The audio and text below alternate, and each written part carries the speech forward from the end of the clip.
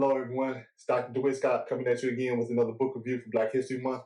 And this particular book that I'm reviewing today is a book entitled The Color of Money, Black Banks and the Racial Wealth Gap.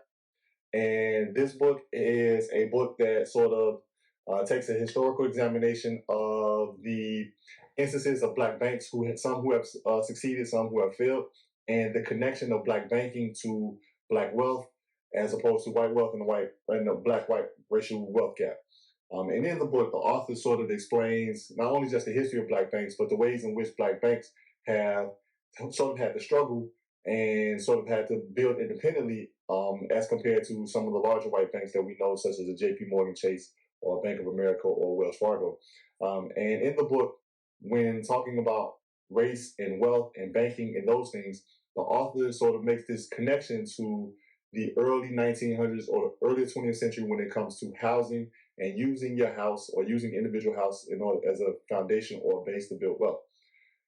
In the book, the author explains the history behind redlining and restrictive covenants, which were two policies that were put in place that prevented Black people from not only moving into certain white neighborhoods, but also preventing Black homes, Black properties, and Black neighborhoods to sort of see or to realize the necessary growth and wealth that is needed for a person or a community to sort of expand their wealth over time.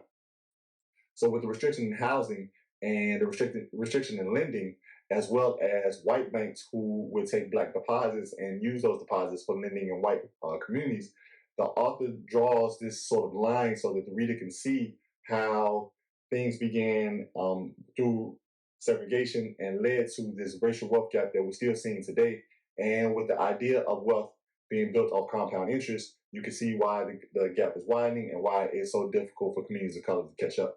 But the book is a very good book and it's very well written. It's a quick read, and I believe it is one of the more interesting books when it comes to dealing with the racial wealth gap, dealing with real estate, dealing with banking, dealing with finance. So I recommend it to anyone who wants to study about any of those topics as it relates to the Black community and the history of Blacks in America. It's called The Color of Money, the Black Banks and the Racial Wealth Gap. Check it out.